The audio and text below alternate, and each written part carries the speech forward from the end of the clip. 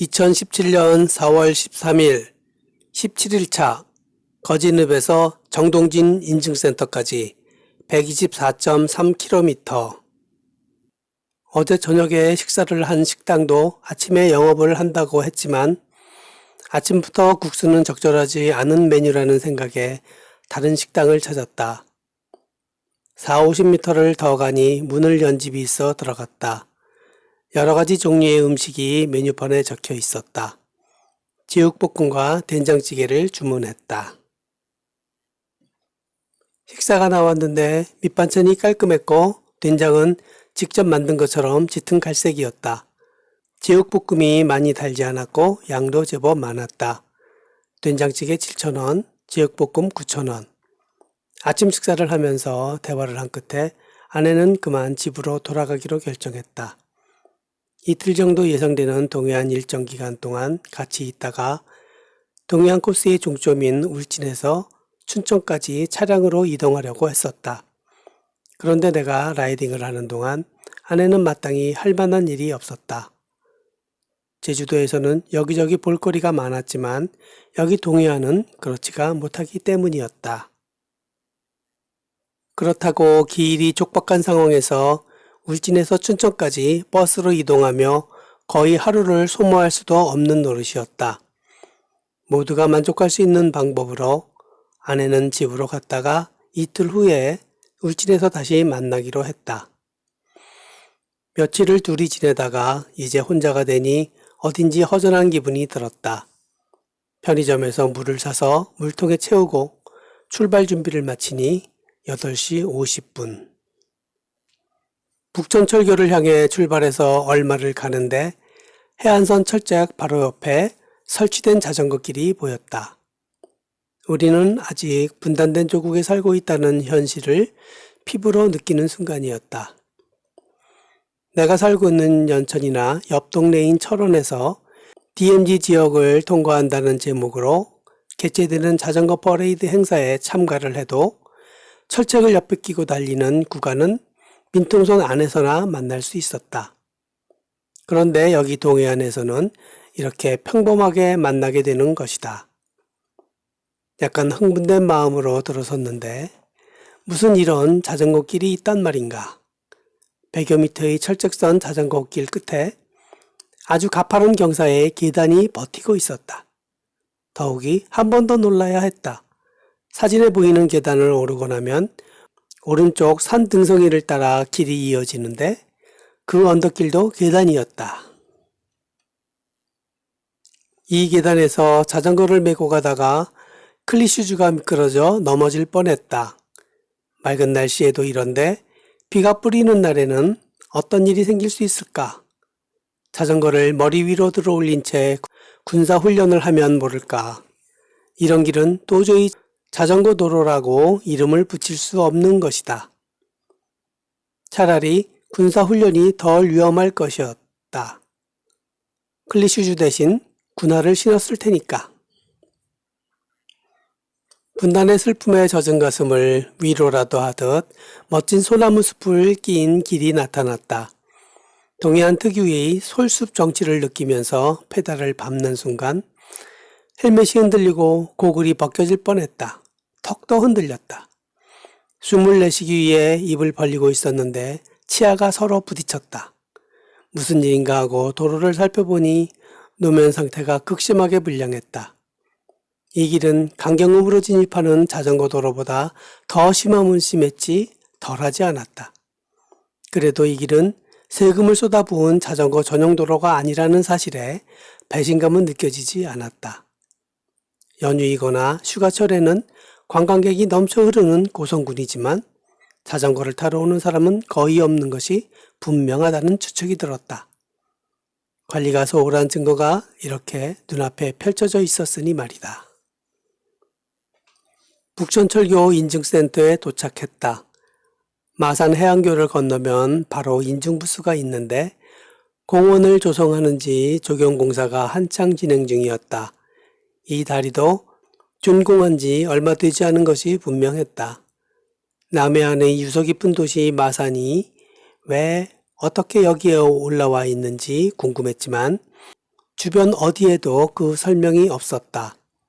북촌철교 또한 그 의미를 알고 싶었지만 그 설명을 담은 안내판은 보이지 않았다.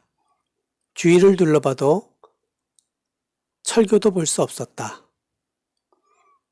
인증부스 뒤에 안내판이 설치되어 있었지만 관광 안내도만 그려져 있었고 지명에 대한 설명은 기록되어 있지 않았다. 사이버 인증은 100여 미터 떨어진 쉼터에서 이루어졌다. 양산 물문화관에서처럼. 북촌철교에서 봉포해변까지는 최악의 자전거 길이라고 할 만했다. 자전거 전용 도로는 노면이 거칠더라도 위험하지는 않다. 여기는 전용 도로가 아예 존재하지 않았다. 다리를 건너기 위해 경사면을 올라가는데 갑자기 공사 중이라는 표지판이 앞에 서 있었다. 어디로 어떻게 가라는 안내문이 어디에도 붙어 있지 않았다. 지도에서 보면 다리를 건너 농로를 따라 다시 내려가야 하는데 눈을 비비고 둘러봐도 이어지는 길을 찾을 수가 없었다. 일반 도로에서라도 라이딩을 하려면 차량을 피해 중앙선을 건너야 하는데 도로와 이 사이에 가드레일이 설치되어 있어 넘어갈 수도 없었다. 이 장면에서 욕이 나오지 않으면 성인이라고 추앙되어야 한다. 고성군의 담당 공무원들은 도대체 하는 일이 무엇인지 궁금했다. 아니면 자전거길 관리에 담당자가 배정되지 않았던 것일 수도 있다. 오천 자전거길의 어느 지자체처럼. 지금 진행 중인 공사가 자전거길에 대한 것인지 아니면 다른 부문과 관련된 것인지 모르겠지만 다른 사업으로 인한 것이라고 할지라도 자전거길을 이렇게 막는 공사를 진행해야 한다면 당연히 자전거길 담당자에게 통보를 해야 하는 것이고 담당자는 그에 합당한 조치를 취해야 하는 것이다. 비록 이용자가 많지 않을지라도 길을 만들었다면 그 길에 대한 최소한의 관리는 담당자의 의무이기 때문이다. 그리고 길을 막을 수밖에 없었다면 우회 도로에 대한 표시는 최소한의 관리에 포함되는 사항이라고 생각했다. 천상의 세계가 인간 세상과는 상관없이 돌아가고 있듯이 자전거 도로는 관리가 엉망이었지만 동해안의 경치는 언제나 멋진 모습을 뽐내고 있었다. 도로와 모래사장과 바다가 나란히 뻗어 있는 자태는 그들이 태어날 때부터 새 쌍둥이라고 말하는 것 같았다. 해안길을 따라 달리다가 언젠가 본 듯한 해수욕장을 지나게 되었다. 백도 해수욕장이었다. 4년 전쯤 딸아이가 고3이었는데 한창 대학 입시를 준비하는 모습이 측은해 보였다. 나는 그 나이에 정말 무식하게 공부를 했다. 방학이나 일요일 같은 휴일에도 학교 도서관에 출근하듯 나갔다. 도시락을 2개씩 싸들고 들어가면 밤 11시가 넘어야 나왔고 집에 도착하면 거의 자정에 가까웠다. 지금 생각해보면 정말 옳지 않은 방법이었다. 공부는 쉬어가면서 그리고 즐기면서 해야 하는 것이다. 딸아이에게는 그렇게 공부하는 방법을 알려주고 싶어 여름방학이 시작되자 무조건 캠핑 계획을 세우라고 주문했다. 2박 3일로 일정을 잡았는데 아내는 무슨 일로 같이 갈 수 없었고 오빠들은 둘 다 군복무 중이어서 또 같이 갈 수가 없었다. 그래도 텐트를 차에 싣고 출발했다. 밥은 모두 사 먹기로 하고. 내가 고등학교 1학년인지 2학년 때인지 기억이 나지 않지만 누님, 매형과 함께 난생 처음 바다를 보러 간 곳이 동해안 화진포 해수욕장이었다. 당연히 텐트도 처음이었다. 그때 바닷물에 들어가 발가락을 꼼지락거리면 조개를 주울 수 있었는데 그 조개로 저녁 식사 반찬을 만들기도 했었다. 그리고 아주 넓은 솔밭의 모래사장이 어렴풋한 그림으로 남아 있었다. 그 기억이 나서 딸아이에게 화진포를 제안했고 출발하게 되었다.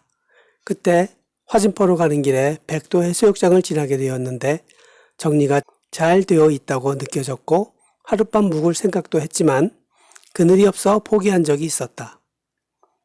그때 들은 얘기가 백도 해수욕장은 마을에서 운영한다고 했다. 동해안의 많은 해수욕장이 마을 주민들에 의해 운영된다고 알고 있지만 여기 백도 해수욕장은 가장 짜임새 있게 운영되는 것을 느낄 수 있었다. 그 해수욕장이 한창 탈바꿈 공사를 하고 있었다. 오토캠핑을 위한 데크를 설치하는 공사였다. 데크의 숫자는 10개에서 20개쯤 되어 보였다. 수도와 전기 공사가 먼저 진행되고 있었고 데크를 연결하는 진입로도 만들어야 하는 제법 큰 공사였다.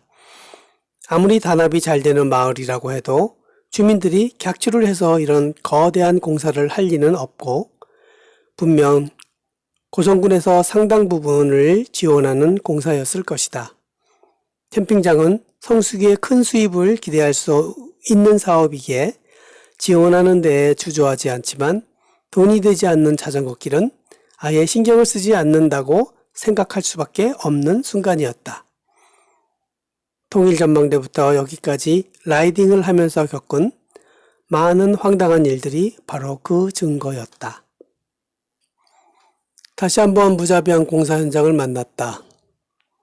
어디로 가야 자전거 길과 만나게 되는지 도무지 알 수가 없었다. 네이버 지도를 보면 해변 쪽으로 마을을 통과해서 가도록 길이 나 있는데 실제 도로에는 이 지점을 통과하도록 자전거 길 표시가 되어 있었다. 이렇게 대책 없이 길을 막는 행위가 반복되는 상황에서는 애를 써서 자전거 길을 찾는다고 해도 또 얼마든지 이런 무지함과 게으름에 희생될 가능성이 있다. 더하여 시간이 아까운 상황이었기에 봉포 해변까지는 일반 도로에서 차량과 함께 달리기로 했다. 잠깐 달리다가 국도를 따라가는 지점을 표시할 필요가 있지 않을까 하는 생각에 지도를 캡처했다. 공사 구간이 여러 군데에 있는지 덤프트럭들이 꽤 많이 지나갔다. 그들과 도로밖 경계와의 사이에서 고개를 하듯 라이딩을 하며 지나는데 저 밑 해변 쪽으로 해파랑길과 그 한쪽에 자전거길 표지판이 보였다. 해파랑길이 자전거길과 혼용으로 되어 있는 것이었다. 보행자와 자전거가 길을 같이 사용하는 것은 크게 문제되지 않는다. 서로 조심하면 되니까. 중요한 것은 도로가 비포장이라는 사실이다. 비포장길에서 보행자는 푹실함을 느낄 수 있고 그 길이 사진에서 보이는 것처럼 나무 그늘 속에 있다면 자연의 정취까지 느끼면서 걸을 수 있어 금상첨화일 것이다. 그러나 자전거는 다르다. 비포장길에서는 우선 속력이 붙지 않는다. 속력을 내서 달릴 수 없으면 자전거길이라고 할 수 없지 않을까. 더욱이 노면이라도 적게 되면 미끄러짐은 당연히 예상되는 사고이다. 자전거 전용 도로에서는 보행자가 얼마든지 다닐 수 있지만 보행자 전용 도로에서 자전거는 그렇지 않다. 이 길은 자전거 길이 아닌 도보 국도 순례자를 위한 해파랑길이었다. 해파랑길을 만들어 놓았는데 상부에서 자전거 길을 다시 만들라고 하니 해파랑길에 그냥 자전거 길 표지판만 붙여 놓았다고 밖에 볼 수 없었다. 고성 구간 동해안 자전거 길의 실체를 본 것 같아 안타까웠다. 보지 않았다면 상상 속에 바다의 이미지로 남아 있었을 텐데. 30분 정도 가니 자전거 길을 만났는데 그 모습이 기가 막혔다. 철조망을 돌아가는 200~300m는 좋게 되는 거리인데 완전히 모래사장이었다. 지도에서 튀어나온 코처럼 생긴 부분이 눈앞에 보이는 모래사장인가 보다. 걷는 데는 지장이 없으나 자전거는 타고 갈 수 없으니 이름을 바꿔야 한다. 사진 속의 걷기 자전거 길 대신 걷기 자전거 메고 가는 길로, 그리고 클리슈즈는 신발 틈새에 모래가 낄 수 있으니 벗고 갈 것이라는 경고문도 함께 게시해야 한다고 생각했다. 이렇게 부족한 능력의 지자체장을 선출할 수밖에 없는 고성 군민들에 대한 연민이 마음을 적셨고 모래사장을 걸어가는 발걸음을 무겁게 했다. 그리고 동병상련의 정을 느꼈다. 내가 사는 연천도 비슷한 상황이니까.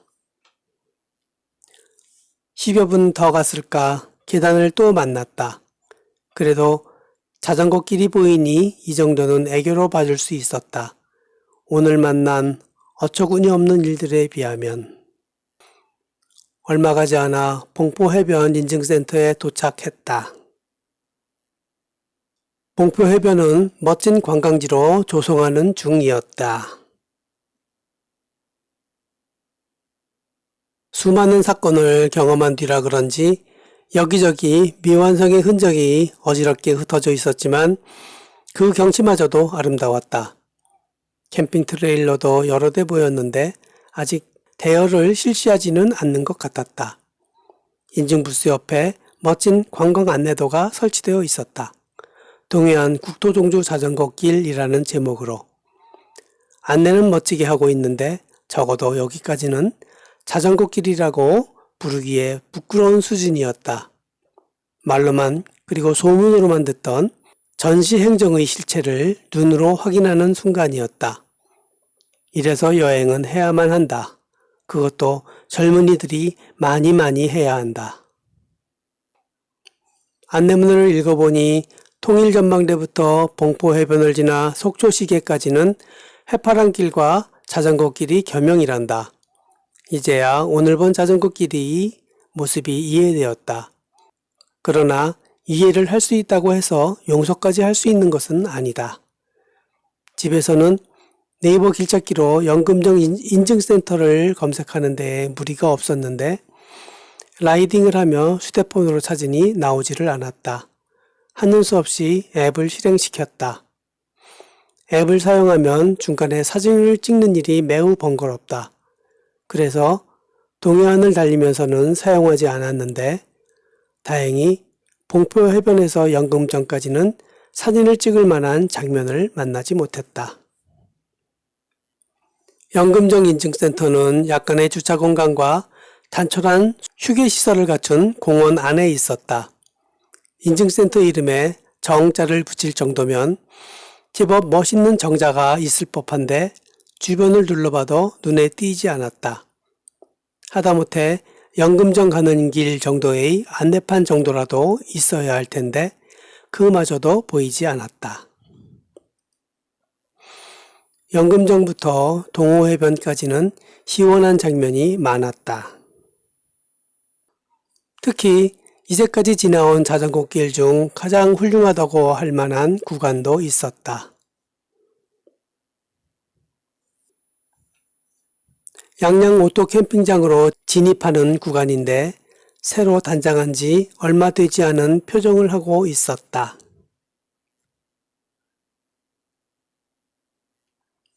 낙산대교를 건너는데 얕은 바닷물에 갈매기가 떼를 지어 휴식을 취하는 듯 떠 있었다. 갈매기들은 잠을 어디에서 자는지 궁금했는데 이렇게 파도가 없는 잔잔하고 얕은 물 위라는 사실을 처음 알았다. 바쁘게 가야 하는 나그네에게는 그 여유 있는 모습이 그저 부러울 따름이었다. 아직 개발되지 않은 모래사장도 볼 수 있었다. 낮은 철조망이 설치되어 있는 점으로 미루어 출입통제구역이라는 추측이 들었다. 동호해변 인증센터는 해변에 있지 않았다. 지도를 보니 동호해변 옆에 하조대 해수욕장이 있지만 서로 연결되지는 않았고 동호해변은 그저 해변이었으며 해수욕장이라고 표기되지도 않았다. 자전거도로 역시 해변을 통하지 않고 옛날 7번 국도를 따라가도록 되어 있었다. 인증부스 옆에 설치된 전망대에서 바라보는 해변은 눈을 시원하게 해주었다. 해변이 길지만 모래사장의 폭은 좁은 것이 아쉬웠다. 동호해변을 출발해 직영공원으로 가는 길에 예쁜 소나무숲 자전거길을 만났다. 자전거 도로도 멋지게 조성되어 있었다. 여기는 속초라서 그런가 하는 궁금증이 머릿속을 맴돌았다. 속초라도 비포장 자전거길은 있었다. 좋기 500m는 되어 보이는 이 길은 철조망이 설치되어 있었고 방갈로도 세워진 것으로 보아 사유지 같다는 느낌이 있었지만 그나마 모래사장이 아닌 단단하게 다져진 흙길이고 뾰족한 돌도 보이지 않아 다행이었다. 그래도 비포장길은 여전히 로드 자전거 라이더에게 불안하기만 하다. 허기가 밀려왔다. 시계를 보니 점심시간이 한참이나 지나 있었다. 그러나 아까부터 식당은커녕 매점도 하나 보이질 않았다. 모래사장 위에 목조로 지은 자전거 길을 달리는데 MTB를 세워둔 라이더 한 명이 바닥에 앉아 컵라면을 먹고 있었다. 뜨거운 물을 어떻게 구했기에 길에서 컵라면을 먹을 수 있을까라는 생각을 하며 조금 더 가서 벤치라도 나오면 에너지피를 마시자고 아우성치는 위를 달랬다. 바로 그때 어느 지점에서 커브를 도는데 영업을 하는 매점을 만날 수 있었다. 커피와 분식이 주 메뉴라고 해서 잔치국수를 주문했다. 밥은 서비스로 더 제공한다고 했다. 맛은 괜찮았고 양도 충분했다. 가격 5,000원. 여행자도 별로 없는 길에서 영업을 하는 마음이 고마웠다. 직영공원 인증센터는 조경에 많은 신경을 쓴 아름다운 공원에 접해 있었다. 그런데 사람을 거의 볼 수가 없어 얼핏 공원이라고 생각하기 어려웠다. 인증센터는 울타리 밖에서 바다를 바라보며 서 있고 옆에 모래가 쌓여 있었다. 자전거 도로는 전용 도로이고 아스팔트 포장이 되어 있어 라이더로 하여금 흐뭇한 표정을 짓게 만들었다. 해변이 높은 철조망으로 막혀 모래사장을 이용하는 사람은 없었다. 인증부스에서 도장을 찍고 나오는데 한 청년을 만났다. 인사를 하고 물으니 군산에서 살고 있으며 어제 대진까지 버스를 타고 왔단다. 통일전망대부터 시작하려고 했으나 통제를 당해 안보교육관 인증센터에서 도장만 찍고 출발했단다. 무책임한 공무원 때문에 생긴 희생자를 만나니 어제 검문소에서 생긴 우라가 다시 치밀어 올라왔다. 부산까지 간 다음 제주를 돌아볼 계획이라는데 투어링 자전거에 양쪽으로 짐을 잔뜩 실은 모습이 야영 장비까지 준비한 것 같았다. 나의 여행 이야기를 하는데 MTB를 타고 중년의 라이더가 도착했다. 동해안길을 시작하면서 또래의 자전거 여행자를 만난 적이 없기에 반가운 마음으로 인사를 했다. 인사를 받으며 중년의 라이더가 하는 말이 밑에서부터 올라와 통일전망대를 찍고 다시 내려가는 중인데 여기서부터 경포해변 사이에 자전거 도로가 무너졌다고 했다. 올라갈 때 길을 찾아 헤매다가 결국은 국도로 갔다면서 경포해변까지는 아예 국도로 가는 것이 필요하다고 했다. 여행자는 여행자의 말을 새겨들어야 한다. 그래야 불필요한 수고를 피할 수 있으니까. MTB 라이더는 먼저 출발했고 투어링 청년이 인증부스 옆에서 쉬는 모습을 보며 나는 국도 쪽으로 페달을 밟았다. 국도로 주행을 하다가 지도를 보니 주문리 마을이 가까이 있었다.